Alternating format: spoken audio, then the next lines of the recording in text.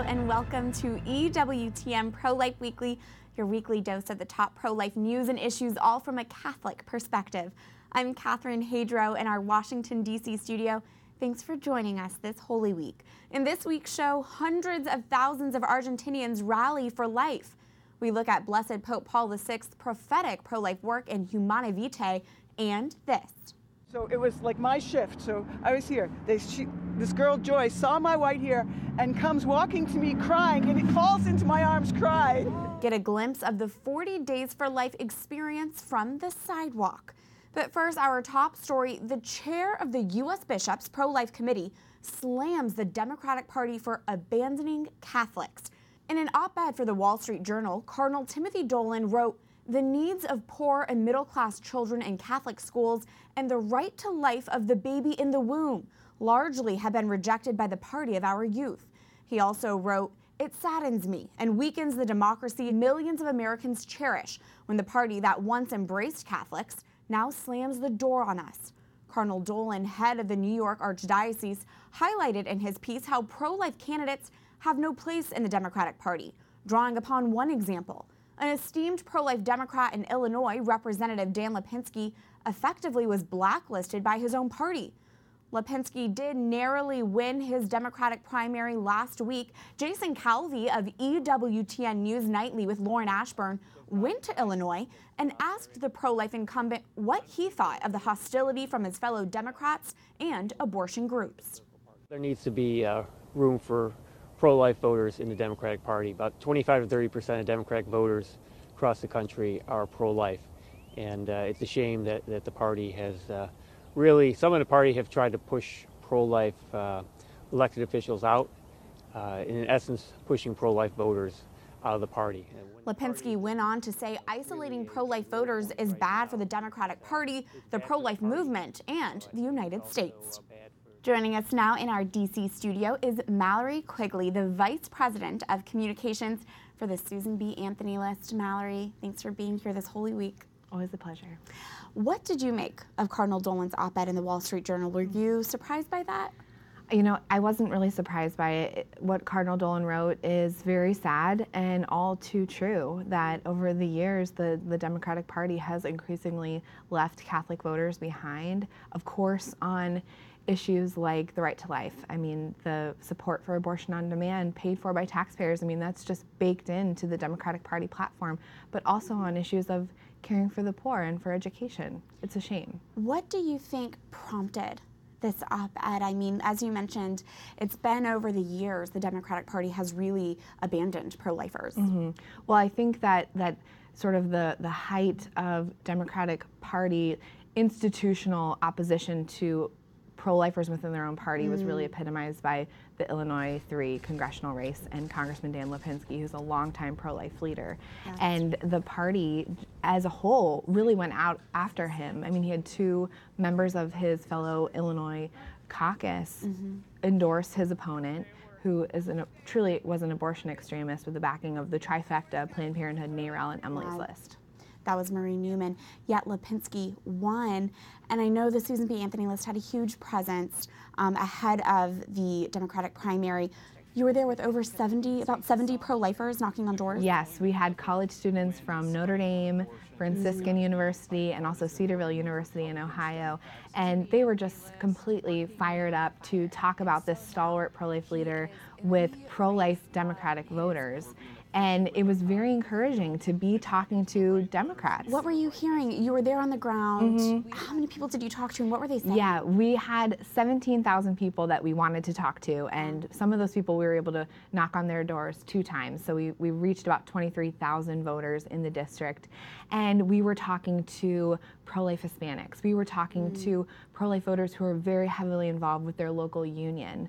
We were these traditional Democrat voter groups, and they were telling us, yes, we are opposed to taxpayer funding of abortion, and we support Dan Lipinski specifically because of his pro-life position, not despite of it. In a way, these voters were reaffirming what Cardinal Dolan had said in this op-ed, would you say? Yeah, absolutely. I mean, I think that the Democratic Party is not going to make gains for some of the losses they've experienced in the last couple of election cycles if they continue on this extremist path.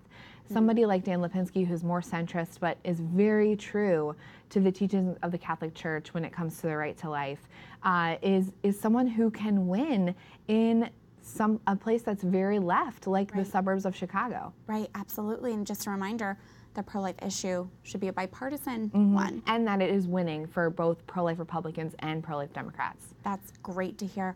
Mallory Quigley, the Susan B. Anthony list, thanks for being here. Yeah, happy Easter.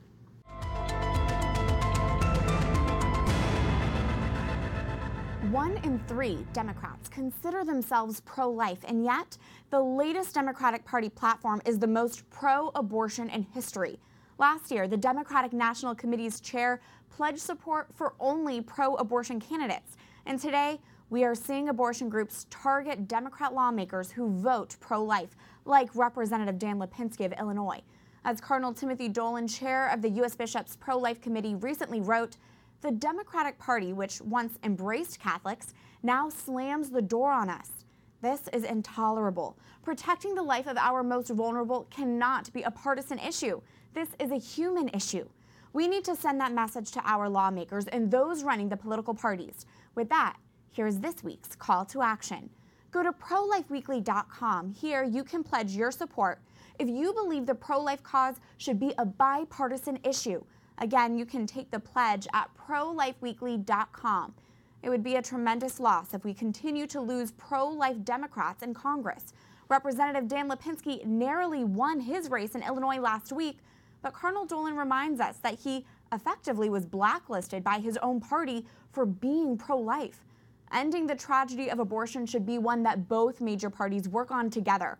We cannot allow big money abortion groups to defeat pro-life politicians or bully them into abandoning their values. The pro-life movement is stronger when we work together. If you agree that the pro-life cause should be a bipartisan issue, sign the pledge at prolifeweekly.com. Again, that's prolifeweekly.com. Turning now to more pro-life news, Kentucky State Senate passes a bill to ban dilation and evacuation abortions after the 11th week of pregnancy. The bill, which passed overwhelmingly, will now go to the House of Representatives before reaching Governor Matt Bevin's desk. D&E abortions are used in 16% of abortions in Kentucky. It is when an abortionist uses instruments to dismember and extract the preborn baby from the uterus. This Good Friday, Pro-Life Action League hosts the 5th annual Way of the Cross for Victims of Abortion. The solemn prayer vigil will take place at nearly 100 abortion clinics across the U.S. Crowds plan to pray for an end to abortion on the holy day. Pro-Life Action League Executive Director Eric Scheidler said, Good Friday marks the bleak day that Jesus suffered and died on the cross as an innocent victim. 2,000 years later, innocent unborn children made in his image are suffering and dying every day through abortion. We go now to pro-life headlines from around the globe. Hundreds of thousands of Argentinians participated in the nation's Great Rally for Life on Sunday. The pro-life events held throughout the South American country took place on the National Day of the Unborn Child, March 25th, which is exactly 9 months before Christmas.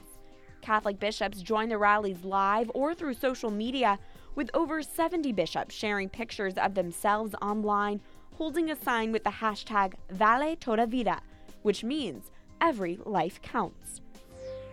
Quienes estén por la afirmativa, favor de levantar la mano. Mexico's Senate passes a conscientious objection bill. The bill says doctors and nurses cannot be disciplined for refusing to perform treatments they consider morally or ethically unacceptable. The bill will be signed into law despite pushback from abortion advocates. And in the Netherlands, prosecutors have opened a criminal investigation into a group that supports members buying a deadly powder to kill themselves. While euthanasia has been decriminalized in the European nation, assisting suicide remains illegal. The group, Cooperative Last Will, says the deadly powder can be legally purchased and denies any wrongdoing. This summer will mark 50 years since the release of Blessed Pope Paul VI's encyclical Humanae Vitae. The highly anticipated document translates to of human life. The document strongly reaffirmed the Church's constant teaching on the regulation of birth, condemning birth control.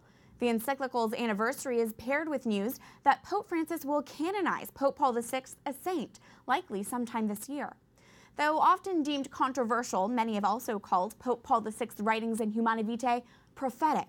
I spoke earlier with Father Anthony Doe, the spiritual director at the Venerable English College in Rome. He's also a licensed psychotherapist who frequently writes and lectures on human sexuality. I asked Father Doe to take us back to 1968 and give us some context to the culture's questions on human sexuality that Humanae Vitae addressed upon its release. Well, I think it's important to put it in a kind of historical context.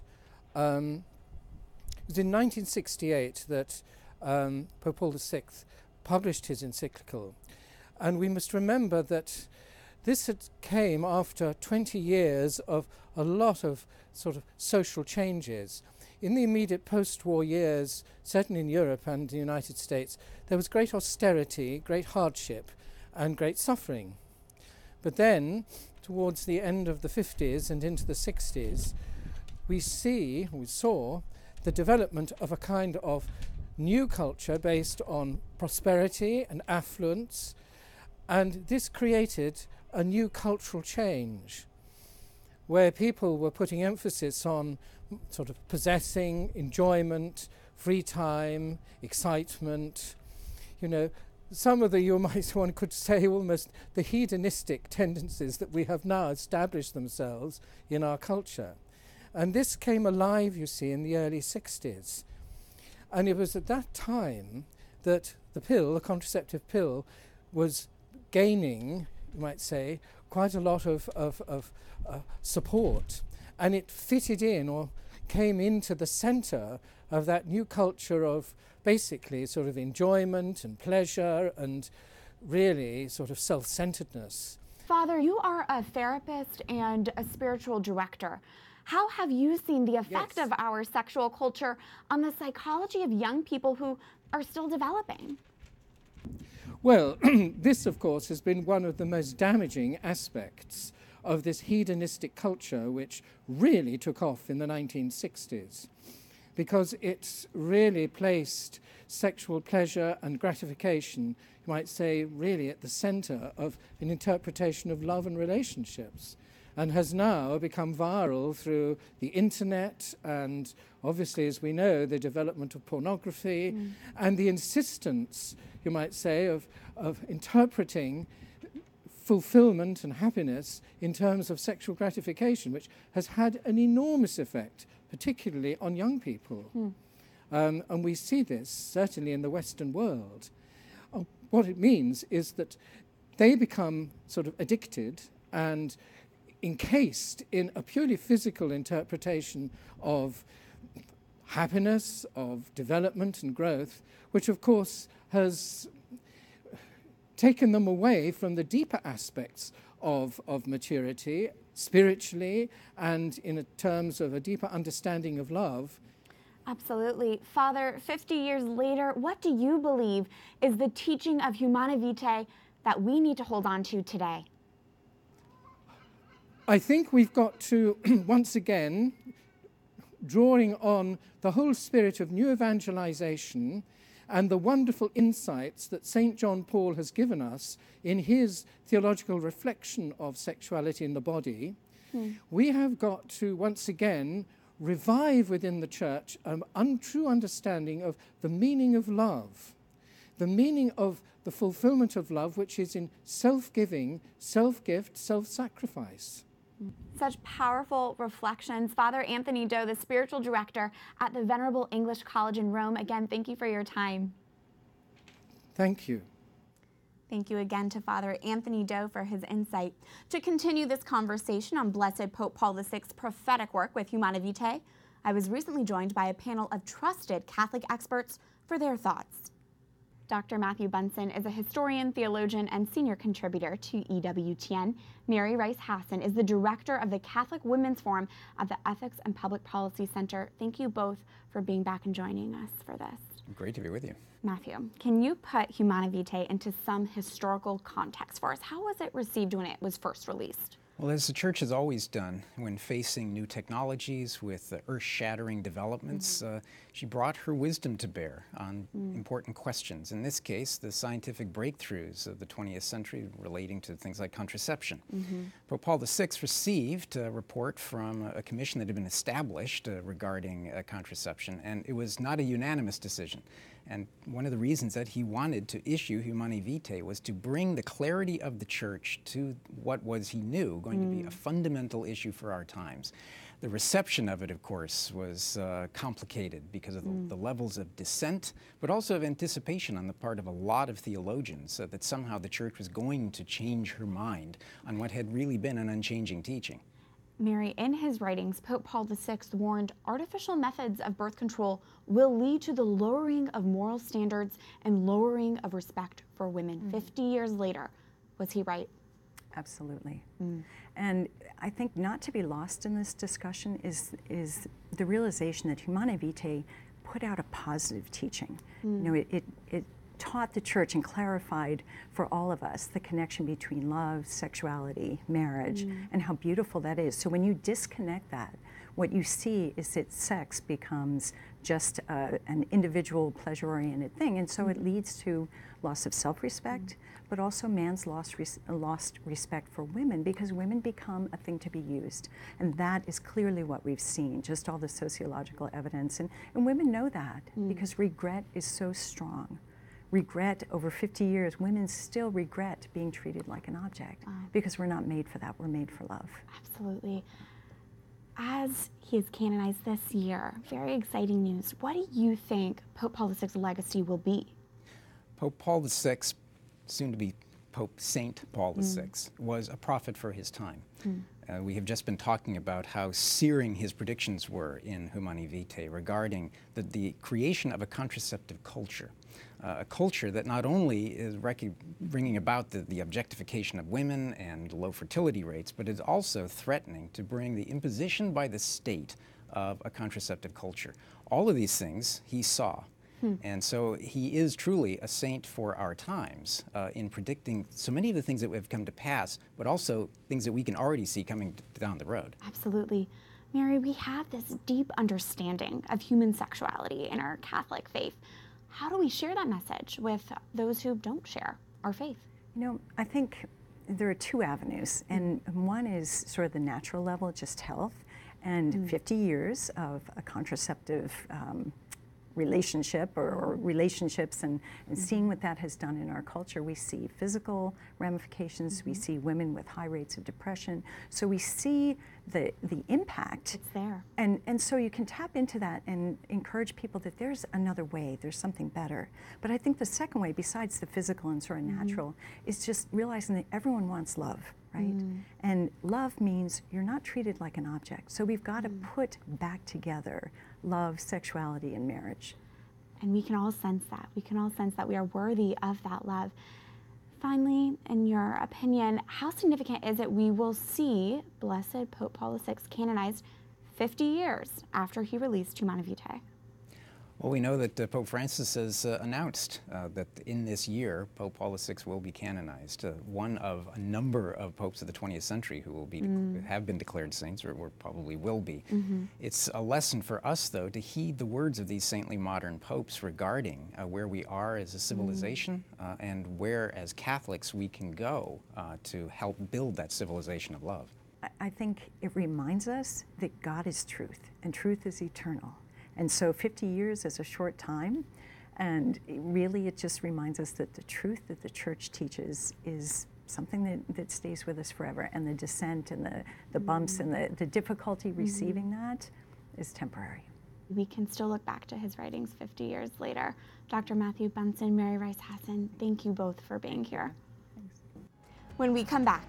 Oftentimes we'll have people join us who are post-abortive saying that they're able now to pray at this terrible scene, a place of grave evil here. Hear how many lives the latest 40 Days for Life campaign has saved as we join the pro-lifers on the sidewalk. Stay tuned as EWTN Pro-Life Weekly continues after this break.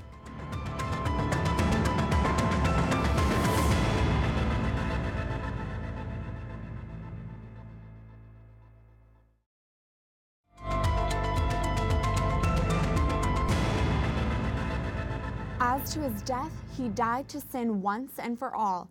As to his life, he lives for God. Consequently, you too must think of yourselves as being dead to sin and living for God in Christ Jesus. From Romans chapter 6, verses 10 and 11, this Holy Week we remember Jesus' death and resurrection and how our life is to be lived for God. Welcome back to EWTN Pro-Life Weekly. I'm Catherine Hadro. Aborting babies has major negative repercussions on families, but also on businesses. Here's this week's Speak Out. Major children's toy store retailer Toys R Us has recently declared bankruptcy and will close or sell all of its U.S. stores. While there are a number of reasons the business ultimately failed, including debt and competition, Toys R Us cited one risk that caught our attention: the falling birth rate. Here's what Toys R Us said. The decrease of birth rates in countries where we operate could negatively affect our business. Most of our end customers are newborns and children, and as a result, our revenue are dependent on the birth rates in countries where we operate. The U.S. fertility rate is at an all-time low. Generations are getting smaller and smaller, which is why it's not surprising there's less demand for dolls and tinker toys. But what is surprising is that it looks like the giant retailer may have aided their own closing. According to a 2017 entry from Second Vote, a group that tracks corporate, political, and social activities, Toys R Us matched gifts to Susan G. Komen's New York City and Minnesota chapters, which continues to fund Planned Parenthood. Planned Parenthood, as a reminder, is the nation's largest abortion provider, killing over 300,000 unborn babies a year. Yes, Toys R Us essentially gave money to a group that is killing off their customers. This is a sad reminder that taking the life of our own will have devastating consequences, including economic concerns. And while we're not pro-life because of the economy, money talks. And if more businesses close, maybe more people will listen to our message. Remember, you can have a role in countering today's culture of death. Follow this week's call to action. Go to prolifeweekly.com, where you can pledge your support if you believe the pro-life cause should be a bipartisan issue. The results are in. The latest 40 Days for Life campaign has saved nearly 500 unborn lives from around the globe this Lenten season. Praise be to God. And these saves happen because pro-lifers show up on the sidewalks. We got a close-up look at 40 Days in action for this week's Pro-Life Focus. Maria, Ave, Ave. Location is everything, which is why the sidewalk surrounding this rundown building is prime real estate for this group of pro-lifers. As people of faith, we have a strong faith community here in Maryland. We're called to point out evil and to share the charity, the love in our hearts. Tom Trunk is the campaign coordinator for 40 Days for Life in College Park, Maryland. The group has been faithfully praying here about a decade because this building is only uglier on the inside. Behind us is an abortion facility that's been in existence for 30 years. 40 Days reinforces to the community the evil that abortion is. The community-based campaign 40 Days for Life is aimed at ending abortion through prayer and fasting, constant vigil, and outreach. With chapters in over 700 cities and nearly 50 countries, the Christian campaign sees results, with nearly 15,000 unborn lives saved, some of them right here.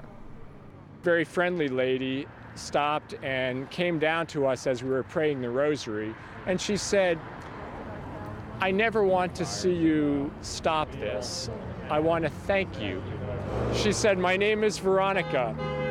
Don't you know that last spring when you were out here praying, I tried, I came, I had the doubt in my heart, and I was abortion-minded, but I couldn't because there were people praying here at the sidewalk." There are over 100 saved stories at this clinic, including one time when the group handed a pregnant mother information on fetal development. They gave this woman going in this literature, and she was in there, and she started to read it, and she said, "No, it's not true. My baby's heart hasn't been beating since day 19," and it really pricked her conscience. The woman's credit card wound up not working at the abortion clinic, and she left.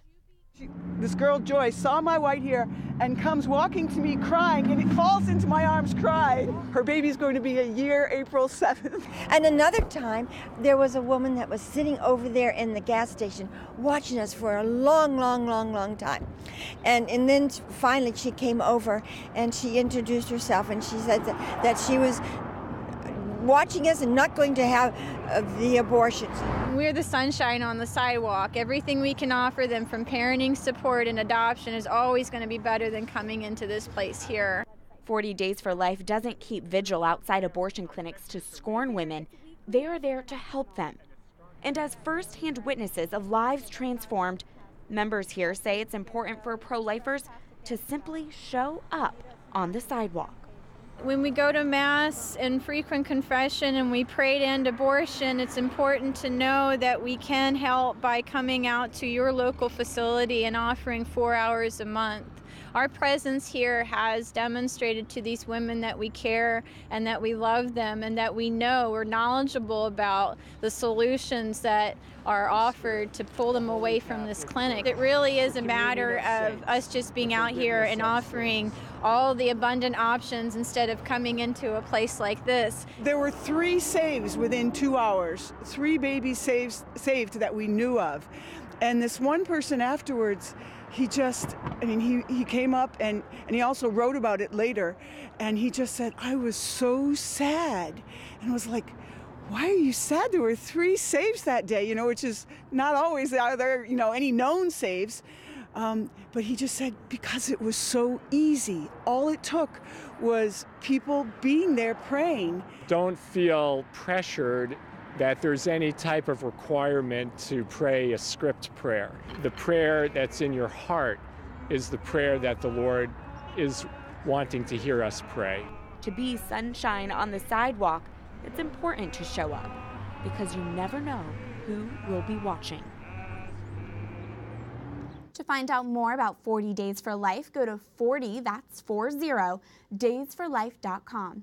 That's it for this edition of EWTN Pro-Life Weekly. We'd love to hear from you, so if you have any questions or comments, you can reach us anytime. Just send an email to prolifeweekly@ewtn.com. In the meantime, I pray you all have a blessed Holy Week. I'll see you next in the Easter season. And remember, life is a gift. Your life is a gift. God bless.